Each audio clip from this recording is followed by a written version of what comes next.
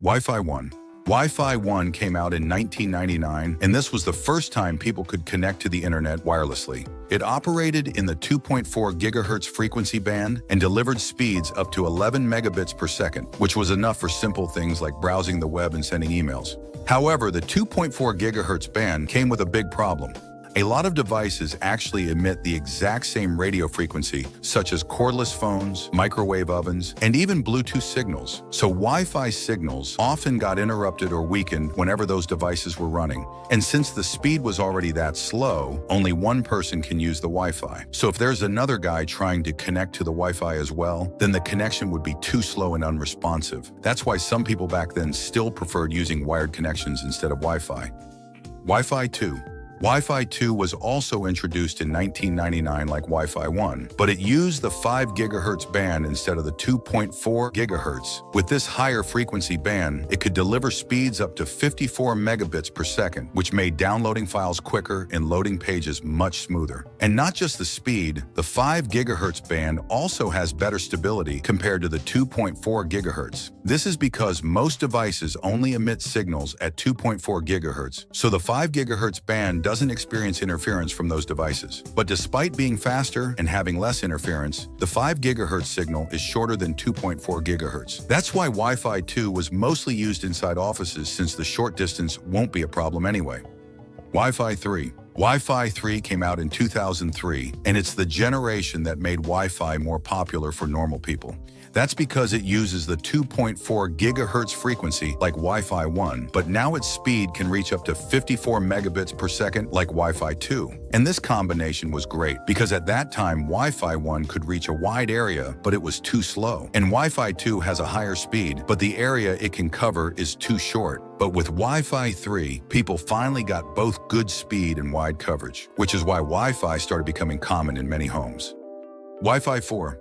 Wi-Fi 4 came out in 2009, and it is the first generation that supports dual band. This means the router can transmit both 2.4 gigahertz and 5 gigahertz signals at the same time. The top speeds also increased a lot, reaching up to 300 megabits per second on 2.4 gigahertz and up to 600 megabits per second on 5 gigahertz. So the way this dual band works is, you'll usually see two networks with similar names that actually come from the same router. Now let's say the router is on the second floor of your home. If you go downstairs to the first floor, your phone can still stay connected using the 2.4 gigahertz signal since it has a wider range despite the slower speed. But when you want to download games or stream videos, you can go back to the second floor near the router to switch to the 5 gigahertz band, which can give you faster speed and minimal interference. And not just that, Wi-Fi 4 also has a feature called MIMO, or multiple input, multiple output. So back then, before MIMO existed, normally a router sent and received data one stream at a time, which made the connection have some sort of delay to process data. But with MIMO technology, the router can send and receive data continuously at the same time using its multiple antennas, so you get a faster and more consistent connection as a result.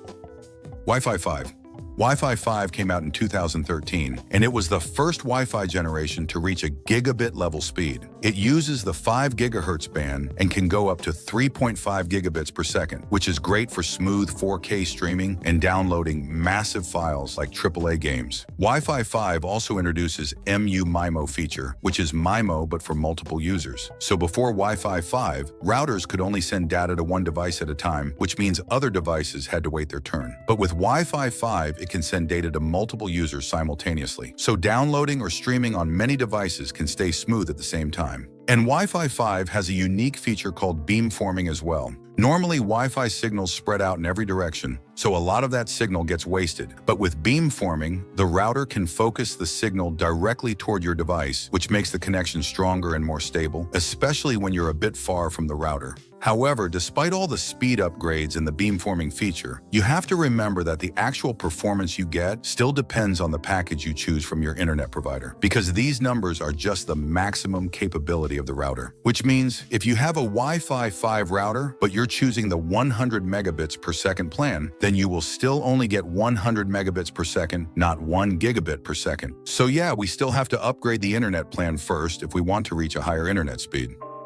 Wi-Fi 6. Wi-Fi 6 was released in 2019, and it was designed to handle many devices at the same time. It uses the 2.4 GHz and 5 GHz bands with a maximum speed up to 9.6 gigabits per second. But actually, what makes Wi-Fi 6 great for large-scale use isn't the speed upgrade, but because it has a new feature called OFDMA. So when connected to many devices, this feature makes your router perform more efficiently, so the speed you get is still so fast. And unlike Wi-Fi 5, which has MU-MIMO, but with only 4 simultaneous data streams, Wi-Fi 6 has 8 simultaneous data streams instead. That's why this router is commonly used in cafes, airports, or houses that have many devices. And since OFDMA actually helps reduce latency as well, Wi-Fi 6 is also great for competitive online gaming and video calls because they need a fast real-time response. And because of this, these days there are some Wi-Fi routers that look more futuristic with sharp edges, which highlights the low latency feature. Anyway, if you're interested in upgrading, I've already put some recommended routers in the description for you to check out later.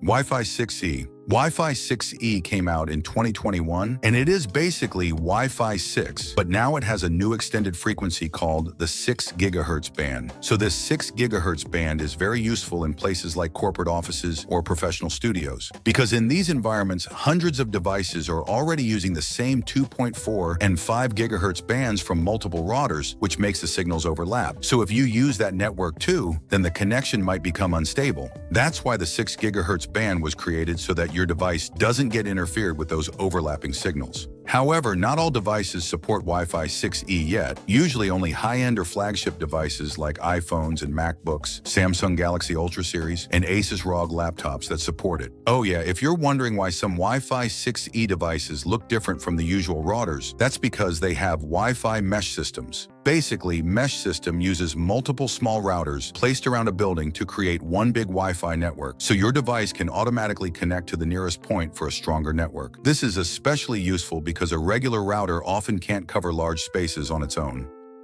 Wi-Fi 7. Wi-Fi 7 came out in 2024, and it is called Extremely High Throughput, or EHT Wi-Fi. That's because it can reach a maximum speed of 46 gigabits per second, which is insane. Another thing that makes Wi-Fi 7 superior is because it has a feature called MLO, or multi-link operation. So normally your device can only use one frequency band at a time, but with Wi-Fi 7's MLO feature, it can connect to multiple bands at once and combine them. This means you get the long range of 2.4 gigahertz, plus the higher speed and lower congestion of the 5 and 6 gigahertz bands at the same time. Also, when using other routers, you can sometimes get randomly disconnected and then connected again because there's network interference or congestion. But Wi-Fi 7 has a technology called multi-RU puncturing. So if there's interference, this feature will stabilize the network by finding and using the other parts of the signal that are clean instead of disconnecting and connecting the network. But of course, all these upgrades make Wi-Fi 7 routers more expensive than the others. And only a tech enthusiast or high-end gamer would need Wi-Fi 7 anyway. For most people, Wi-Fi 5 or Wi-Fi 6 is more than enough for daily activity.